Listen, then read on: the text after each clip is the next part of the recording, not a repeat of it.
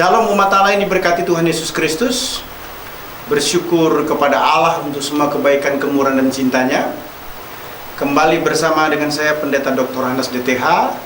Dalam program Reministry kita akan merenungkan firman Allah yang sejuk, yang membuat kita semakin bertumbuh, berakar dan berbuah di dalam Kristus Yesus Tuhan kita.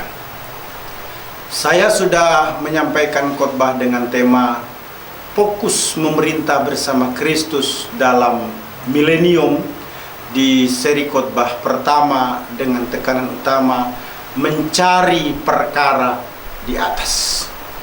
Fokus memerintah bersama Kristus dalam milenium di seri khotbah yang kedua ini menekankan memikirkan perkara di atas. Kalau kita perhatikan Kolose pasal 3 ayat yang kedua, bunyinya seperti ini: pikirkanlah perkara yang di atas, bukan yang di bumi. Istilah perkara di atas dalam naskah Yunani mempergunakan kata ano. Di atas yang dimaksudkan terkait dengan memikirkan perkara yang di atas. Nah, istilah pikirkanlah diterjemahkan dari bahasa Yunani proneite, merupakan bentuk verb imperatif present aktif, yaitu kata kerja perintah present aktif. Artinya memikirkan terus-menerus secara aktif. Jadi kekristenan mencakup memikirkan atau memiliki pengetahuan atau memiliki tindakan yang sesuai atau selaras dengan kehendak Allah. Kolose 3 ayat 2 berkata, pikirkanlah perkara yang di atas, bukan yang di bumi. Pernyataan bukan yang di bumi menunjuk sesuatu yang kontras dengan perkara yang di atas. Artinya orang percaya harus berpikir dan hidup dalam roh, bukan dalam daging. Setiap orang percaya wajib memiliki pilihan dan harus mengatur prioritas gaya hidupnya untuk hal-hal yang bernilai spiritual. Orang yang diselamatkan di dalam Kristus tidak secara otomatis menghasilkan kehidupan yang saleh. Walaupun hidup saleh harus diupayakan.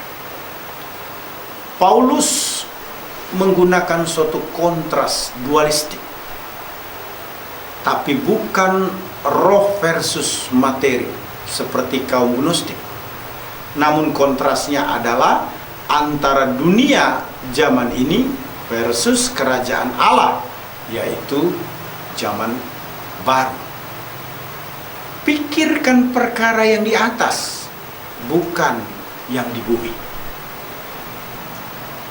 Perhatian kita tertuju untuk mencari perkara-perkara surgawi.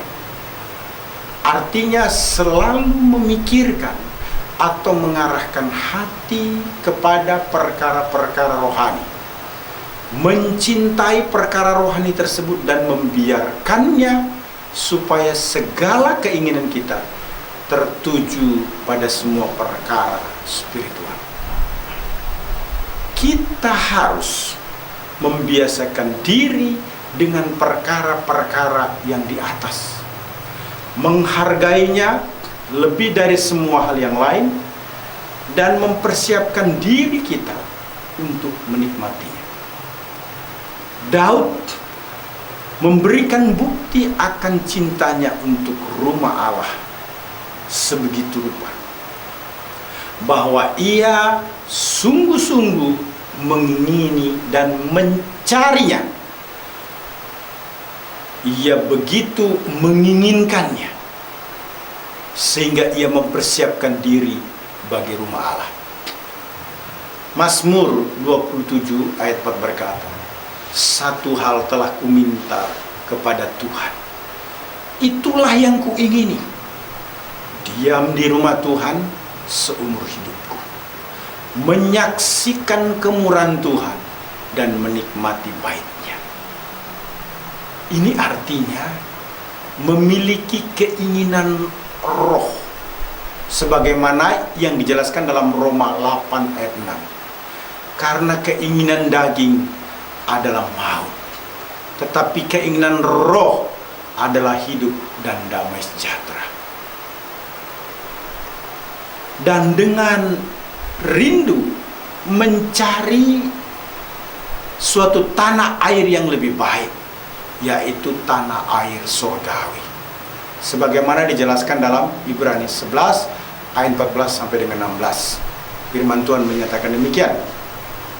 Sebab mereka yang berkata demikian menyatakan bahwa mereka yang rindu mencari suatu tanah air, dan kalau sekiranya dalam hal ini mereka ingin tanah asal, maksud saya mereka ingat akan tanah asal yang telah mereka tinggalkan, maka mereka cukup mempunyai kesempatan untuk pulang ke situ. Tetapi sekarang mereka merindukan tanah air yang lebih baik, yaitu satu tanah air surgawi. Sebab itu Allah tidak malu disebut Allah mereka, karena Ia telah mempersiapkan sebuah kota bagi mereka. Perkara-perkara yang di bumi dipertentangkan dengan perkara-perkara yang di atas. Kita tidak boleh menyukai perkara-perkara yang di bumi ataupun berharap terlalu banyak darinya, agar dengan begitu kita dapat memikirkan surga. Ini dikarenakan bahwa surga dan bumi saling bertolak belakang dan menunjukkan penghargaan tertinggi kepada kedua-duanya adalah hal yang tidak masuk akal. Besarnya pikiran kita terhadap yang satu akan melemahkan dan mematikan hati kita terhadap yang lain dengan kekuatan yang sama pula. Perkara di atas harus dipikirkan, artinya melawan dosa dan mengenakan watak Kristus. Pikirkanlah perkara yang di atas. Ini merupakan inti kekristenan, merupakan supremasi atau keutamaan Kristus, dan bukan memikirkan atau mengikuti yang di bumi, yang merendahkan supremasi atau keutamaan Kristus, atau mengikuti ajaran palsu. Dikatakan melawan dosa. Nah, saudara yang kekasih dalam Tuhan Yesus Kristus, jelas sekali kalau kita perhatikan bahwa betapa pentingnya orang percaya itu melawan dosa, tidak membiarkan dosa berusaha mengganggu, mengusik, apalagi membuat hidupnya tidak nyaman. Kita perlu melawan dosa. Yakobus 4 ayat 7 berkata, karena itu tunduklah kepada Allah dan lawanlah iblis, maka ia akan lari daripadamu.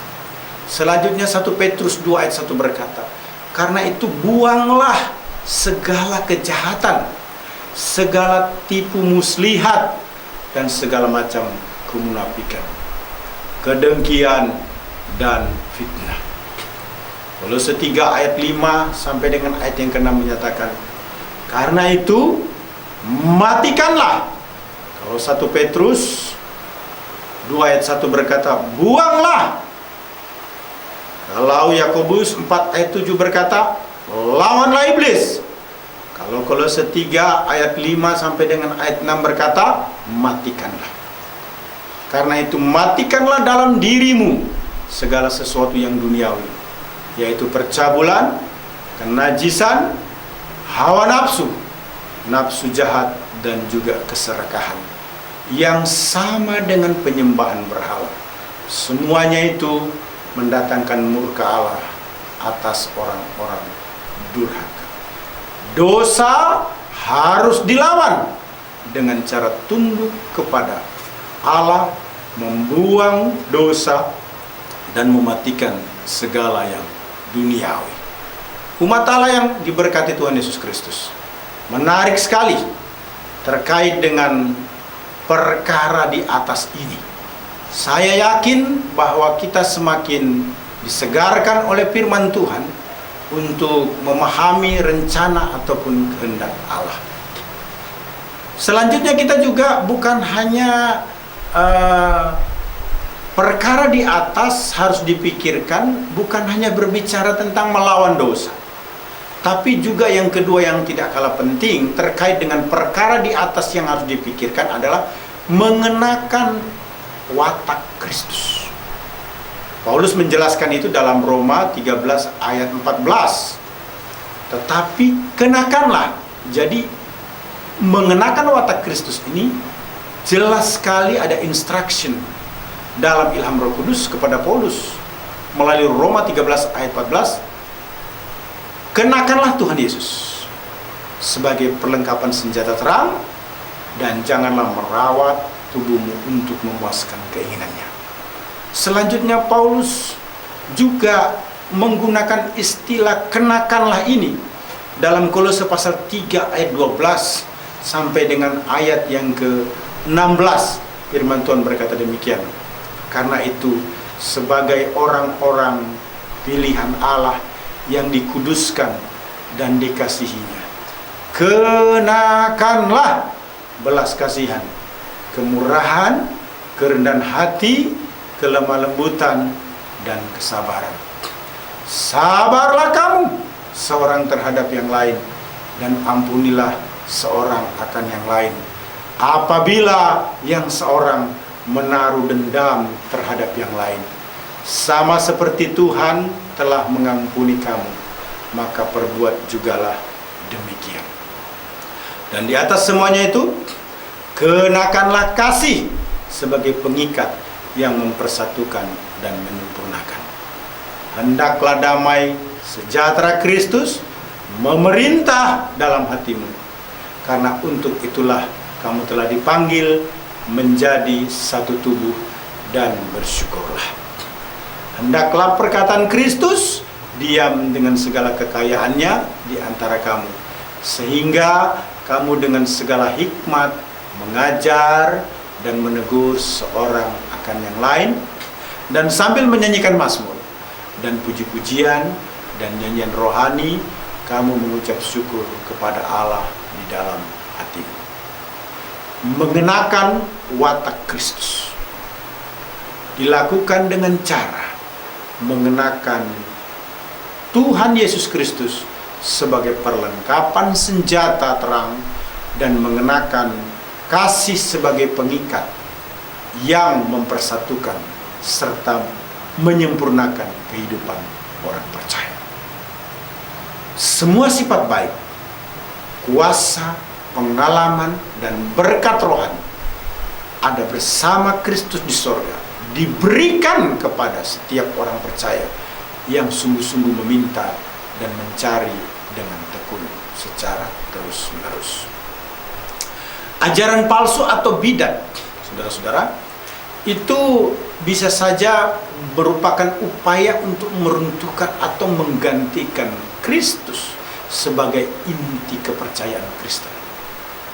Maksudnya adalah ada upaya dari guru palsu atau bidat untuk mencampurkan ajaran Kristen dengan tradisi-tradisi Yahudi dan filsafat kafir. Semacam campuran kultus-kultus dewasa ini, suatu pengajaran di luar Alkitab. Intinya adalah menggantikan keunggulan atau supremasi Kristus dan kedudukannya sebagai inti dalam ciptaan, dalam penyataan penebusan, dengan tradisi-tradisi Yahudi atau filsafat-filsafat kafir. Anda pernah menggunakan GPS? Saya kira ini bukan sesuatu yang asing buat kita ya. Sekarang semua berbasis map atau elektronik. Ketika Anda mencari alamat suatu tempat yang Anda belum pernah ke sana atau sudah pernah ke sana namun tidak yakin, Anda cukup mengikuti petunjuk map. Biasanya dia akan memberikan kepada Anda jarak, tempat, tujuan, dan lamanya perjalanan. Namun, apakah akan selalu tepat seperti yang diinformasikan di awal? Belum tentu. Karena sepanjang perjalanan kita bisa saja mengalami banyak hambatan, tantangan, banyak gangguan. Mungkin baru berjalan sekian menit, kemudian lapar, terjadi macet total karena kecelakaan di tol, atau ada pengalihan jalan, suatu kondisi yang tidak terduga. Hal-hal tersebut menjadi penghalang ketepatan waktu untuk mencapai suatu tujuan. Apa yang Anda lakukan? Anda percaya, mengikutinya. GPS akan tetap menginformasikan posisi Anda, jarak dan kapan Anda akan sampai, walaupun meleset dari keadaan semula. Namun selama GPS tersebut terhubung dengan satelit atau terkoneksi, Anda tetap dipandu. Sama seperti hidup kita.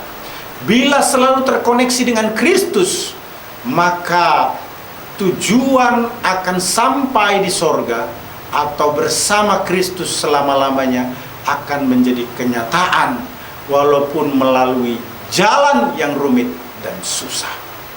Jangan sesat. Jemaat harus memahami kebenaran Allah dengan utuh. Kristus lebih unggul. Bagaimana caranya supaya paham kebenaran firman Allah? Kita miliki jawabannya, belajarlah Alkitab. Terkoneksi dengan Yesus Kristus. Misalnya saudara rajin ikut katekisasi, persekutuan doa, atau bersekutu dengan saudara seiman di dalam Kristus. Filipi 4 ayat 8 berkata, jadi akhirnya saudara-saudara, semua yang benar, semua yang mulia, semua yang adil, semua yang suci, semua yang manis, semua yang sedap didengar, semua yang disebut kebajikan dan patut dipuji, pikirkanlah semuanya itu. Jadi jelaslah bahwa memikirkan perkara di atas artinya melawan dosa dan mengenakan watak Kristus, seperti juga yang dinyatakan dalam Filipi 4 ayat 8. Tuhan Yesus memberkati. Immanuel.